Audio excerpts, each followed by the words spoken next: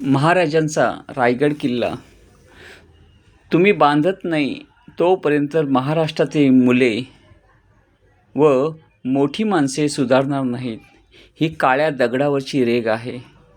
तुमच्यासाठी महाराज, त्यांची मुले व अनेक शूरवीर मावळे यांनी दिवस रात्र युद्ध लढाया करून तुम्हाला स्वराज्य दिले.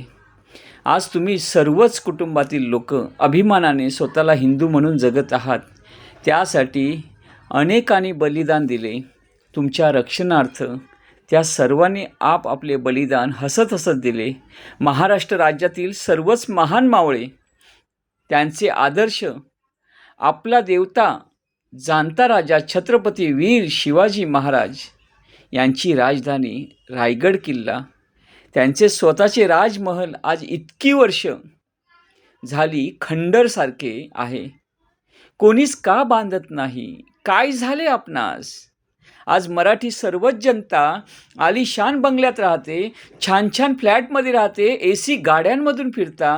तुमची मुले हाय फाय कॉलेजमध्ये शाळेमध्ये शिकतात, पण ती तुमची मुले सर्वच सुखसुविधा देऊनसुद्धा सुधारत का नाहीत? तुमचा पती काही केल्या का ऐकत नाही? तुमची बायको तुमच्या मनासारखी का वागत नाही? सर्वच समाज व्यसनात, जुगारात, शिव्या शाप देत आहे का? समाज जगायचे कसे विसरत चाललेला आहे? असे घडते की डिग्री घेतलेले मुले फाटलेल्या जीन्स घालतात, काही तर अर्धनग्ने कपडे घालून पब्लिकमध्ये नाचतात.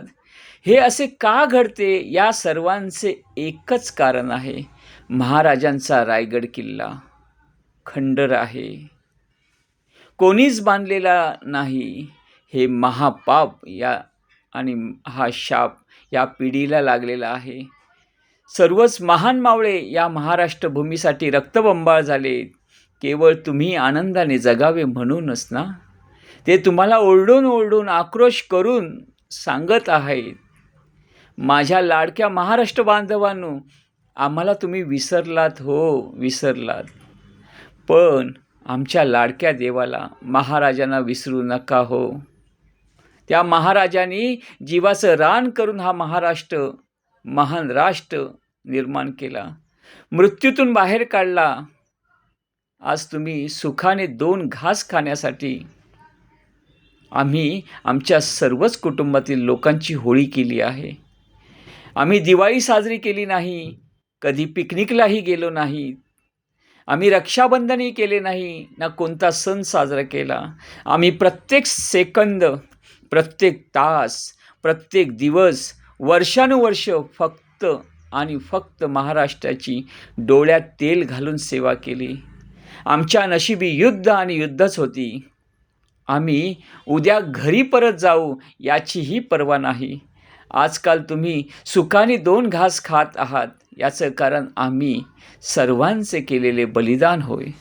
मी सर्वच आमच्या आत्ताच्या बेफिकीर पिढीला, बेफिकीरपणे वागणाऱ्या नेत्यांना आणि सर्वच बिझी असणाऱ्या बिझनेसमॅन व सर्वसामान्य जनतेला, जी आज 12 कोटी जनसंख्या आहे, त्यांना एकच विचारतो, महाराजांचा फक्त एक रायगड किल्ला बांधायला आपल्याकडे वेळ व पैसे देखील नाहीत.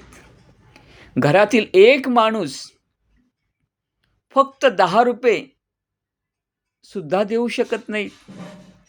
10 गुणुले 120 कोटी बरोबर 120 कोटी रुपये जमा होतील व सहज महाराजांचा रायगड किल्ला सर्वांग सुंदर दिसू लागेल व पुन्हा महाराज स्वतःच्या महलात आनंदाने राहतील. महाराष्ट्र जनता तेव्हाच महाराज व मावळे यांच्या ऋणातून मुक्त होईल व महाराष्ट्र पुन्हा तेजाने चमकू लागेल. तेव्हाच तुमची मुले सुधारतील, तेव्हाच प्रौढ सुधारू लागतील, तेव्हा सर्व महाराष्ट्राचे वातावरण बदलून जाईल. जसे भारतात प्रभू श्रीरामचंद्र यांची अयोध्या नगरी, श्रीरामचंद्र मंदिर बांधले, बरोबर सर्व संपूर्ण देश जणू पुनर्जीवित झाला, मेलेल्या माणसात पुन्हा प्राण यावे, तसे भारत देश पुन्हा गौरवान्वित झाला. आता बारी आहे महाराष्ट्र जनतेची, आपल्या जाणत्या महान छत्रपती शिवाजी महाराजांसाठी एक पाऊल पुढे येऊन योगदान देण्याची. सर्वच जनतेने एकच आवाज उठवावा आता, जसे आधी लगीन कोंढाण्याचे, मग माझ्या रायबाचे, तसेच प्रथम महाराजांचा रायगड किल्ल्याचे भूमिपूजन. लवकरात लवकर प्रत्येक महाराष्ट्र बांधवांनी एकच ध्यास घ्या, काहीही झाले तरी किल्ला बांधला गेला पाहिजेच. पेटून उठा, सर्वच मंदिरांना भरभरून दान देता, मग इथे का हात मागे घेता? आपण मुख्यमंत्री साहेबांना सांगू, एक बँक अकाउंट खोला रायगड किल्ल्यासाठी. आम्ही सर्व जनता भरभरून पैसे देऊ. आमचा जाणता राजा आता उन्हातान्हात राहणार नाही. आमचा श्वास असेपर्यंत एकच लक्ष, रायगड, केवळ रायगड, केवळ रायगड किल्लाच बांधणे होय. जय भवानी, जय शिवाजी. जय भवानी, जय शिवाजी. धन्यवाद.